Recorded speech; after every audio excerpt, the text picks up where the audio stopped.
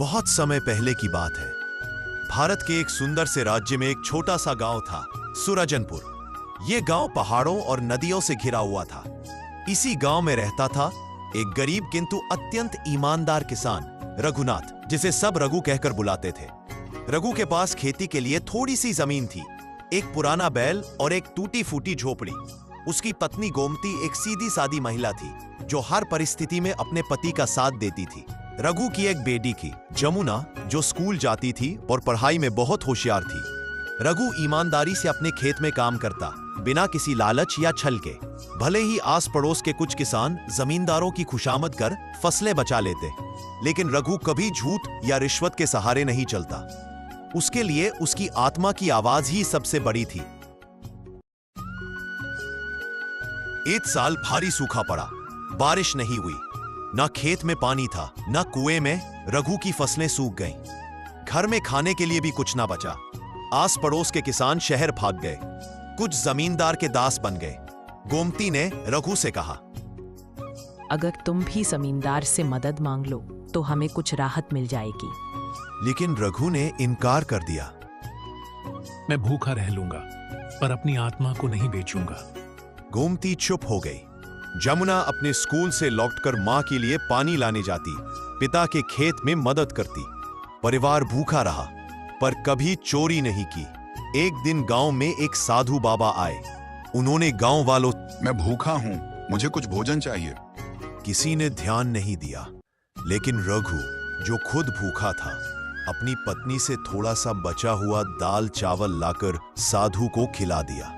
साधु मुस्कुराए। बेटा, तुमने जो किया वह कोई भूखा ही कर सकता है, लेकिन आत्मा से अमीर। मांगो, क्या मांगते हो? रघु झुका और बोला, मुझे कुछ नहीं चाहिए, बस मुझे और मेरे परिवार को मेहनत करने की ताकत दो। साधु ने आशीर्वाद दिया और कहा, जिस दिन तुम्हारी ईमानदारी की परीक्षा होगी, उस दिन यह आशीर्वाद तुम्हारे काम आएगा। कुछ महीनों बाद गांव में एक बड़ी हलचल हुई। राज्य के राजा वीरेंद्र सिंह गांव का दौरा करने आ रहे थे। राजा प्रजा के हाल जानना चाहते थे। उन्होंने आदेश दिया कि सबसे ईमानदार किसान को सम्मानित किया जाएगा और उसे राज्य का कृषि सलाहकार बनाया जाएगा। गांव में जमींदार और मंत्री हरिप्रसाद ने सोचा, रघु को इस सम्मान से दूर रखना होगा, नहीं तो हमारा पाखंड उजागर हो जाएगा। रघु को पकड़कर पंचायत में लाया गया। पंचायत में रघु ने सारी बात शांति से कही। मैंने कोई चोरी नहीं की, न ही किसी का जानवर मारा है। मेरा जीवन सबके सामने है। राजा ने उसकी आंखों में झांका। वह डर नहीं था, बस सच्चाई थी। उसी समय एक बूढ़ी महिला सामने आई, चाची सुक्खी, गांव की सबसे बुजुर्ग। उसने कहा, महाराज, जब मेरा घर जला था तब रघु ही था जिसने मुझे बिना कुछ लिए रहने को जगह दी थी। उसने कभी किसी को नहीं ठगा। फिर एक एक कर गांव के कई लोग खड़े हो गए और रघु के समर्थन में बोले। राजा भावुक हो गए। उन्होंने मंत्री हरिप्रसाद को पद से हटाकर जांच के आदेश दिए और रघु को अपने महल बुलाया। रघु को राजा ने राज्य का कृषि सलाहकार नियुक्त किया। उसे एक बड़ी जमीन दी गई, एक साफ सुथरा घर और जमुना को मुफ्त शिक्षा की सुविधा मिली। लेकिन रघु ने कुछ मांगा नहीं। उसने कहा, मुझे सिर्फ इतना चाहिए कि मैं अपने गांव को बेहतर बना सकूं। राजा ने उसकी बात मानी। रघु ने गांव में कुएं खुदवाए, स्कूल बनवाया और किसान सहयोग केंद्र शुरू किया। उसने जमींदारों की मनमानी बंद करवाई और हर गरीब को उसका हक दिलवाया। साधु बाबा का आशीर्वाद सच निकला था।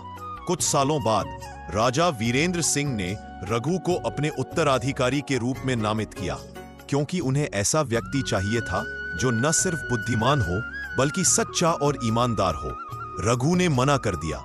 मैं एक किसान हूँ, मेरी जड़ें खेतों में हैं। मुझे बस अपने लोगों की सेवा करनी है। राजा ने उसकी इच्छा का सम्मान किया।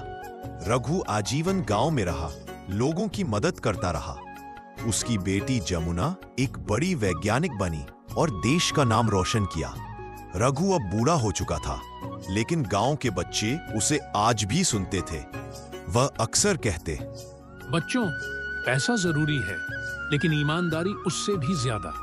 अगर आत्मा साफ हो तो रास्ते अपने आप बनते हैं। गांव में जब भी कोई गलत काम करता, लोग कहते अगर रघु होता तो ऐसा कभी नहीं होने देता। उसकी मृत्यु के बाद गांव में एक स्कूल बनाया गया, ईमानदार रघुनाथ विद्यालय। कहानी से शिक्षा, सच्चाई की राह कठिन हो सकती है पर मंजिल जरूर मिलती है। दोस्तों, हम अपने चैनल पर बहुत मेहनत से वीडियो बना रहे हैं। हमें आपकी सपोर्ट की बहुत जरूरत है। YouTube हमारी वीडियो के बीच नहीं भेज रहा है। आप लाइक करेंगे और एक छोटा सा ही सही पर कमेंट करेंगे, तभी हमारे वीडियो को प्यार मिलेगा और YouTube की तरफ से रिलीज मिलेगी। तो कृपया करके एक लाइक और एक छोटा सा ही सही पर कमेंट कर दीजिए। धन्यवाद।